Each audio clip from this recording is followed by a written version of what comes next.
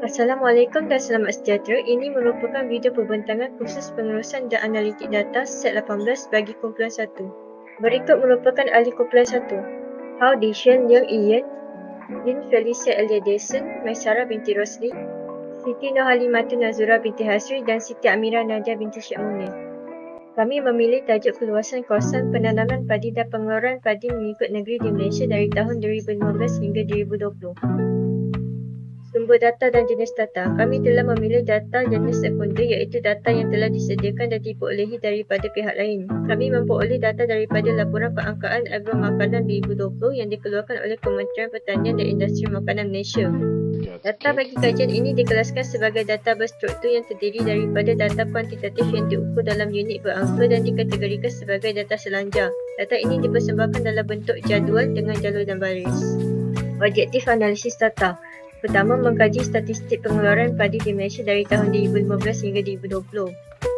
Kedua, mengenal pasti hubungan antara keluasan kawasan penanaman padi dan pengeluaran padi di Malaysia dari tahun 2015 hingga 2020. Dan ketiga, mengenal pasti negeri yang mempunyai catatan jumlah pengeluaran padi tertinggi dan terendah di Malaysia bagi keenam 6 tahun iaitu dari tahun 2015 hingga 2020. Berikut merupakan salinan data sekunder yang kami perolehi daripada laporan perangkaan agro makanan 2020. Seterusnya, metodologi analisis data. Data kajian ini telah dianalisis dengan menggunakan dua kaedah iaitu kaedah analisis deskriptif berangka dan kaedah analisis deskriptif bergraf.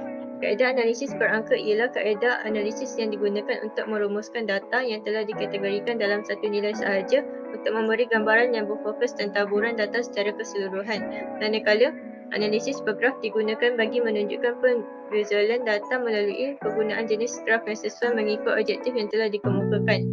Analisis berangka yang digunakan dalam kajian ini ialah mean, peratusan dan perkala korelasi Pearson, manakala analisis bergraf yang digunakan ialah graf garis, catabau, plot serakan dan catabau paksi 2. Perisian digunakan untuk menganalisis data ialah Microsoft Excel.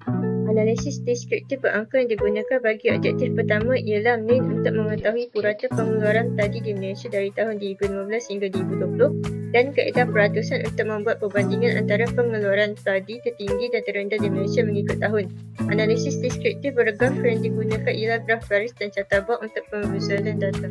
Berikut merupakan hasil analisis data bagi objektif pertama. Berdasarkan jadual 1.0 menunjukkan analisis deskriptif pengeluaran padi di Malaysia dari tahun 2015 hingga 2020. Berdasarkan jadual tersebut, pengeluaran padi yang tertinggi di Malaysia ialah pada tahun 2015 iaitu sebanyak 17.8% dan terendah pada tahun 2019 iaitu sebanyak 15.28%. Berikut merupakan pemvizualan data dalam bentuk graf garis dan catabau di mana Raja 1.0 menunjukkan purata pengeluaran tadi di Malaysia dari tahun 2015 hingga 2020 dan Raja 1.1 menunjukkan perbandingan antara tahun dan pengeluaran tadi di Malaysia.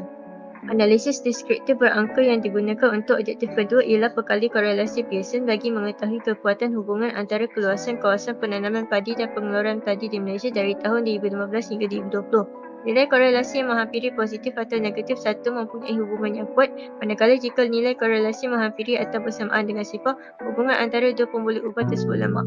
Analisis deskriptif bergraf yang digunakan ialah plot serakan dan catabau paksi 2. Berikut merupakan hasil analisis data bagi objektif kedua.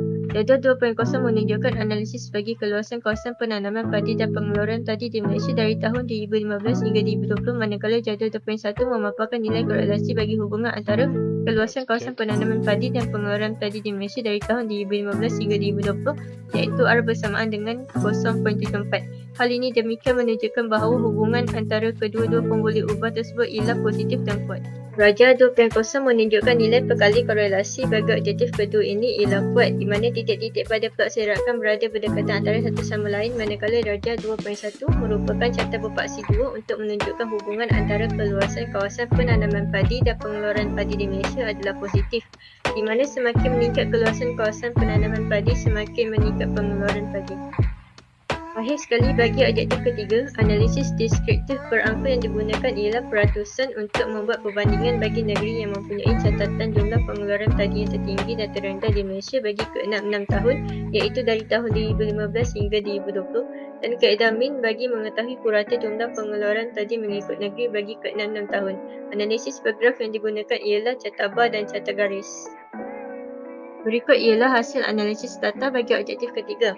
Data 3.0 menunjukkan taburan data bagi pengeluaran padi mengikut negeri di Malaysia dari tahun 2015 hingga 2020. Melalui jadual tersebut dapat disimpulkan bahawa jumlah pengeluaran padi yang tertinggi disumbangkan oleh negeri Kedah iaitu sebanyak 36.74%, manakala yang terendah ialah negeri Sembilan iaitu sebanyak 0.34% bagi keenam 6 tahun.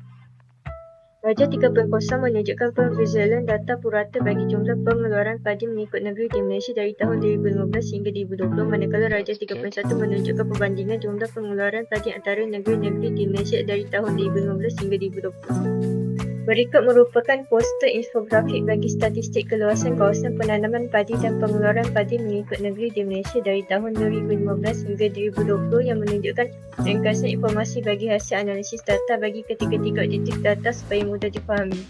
Di sebalik tabir, kami menggunakan aplikasi WhatsApp dan Google Meet untuk perbincangan tugasan ini. Paparan menunjukkan aktiviti-aktiviti yang dilakukan sepanjang proses penyiapan tugasan ini. Paparan menunjukkan aktiviti-aktiviti yang dilakukan sepanjang proses penyiapan tugasan ini.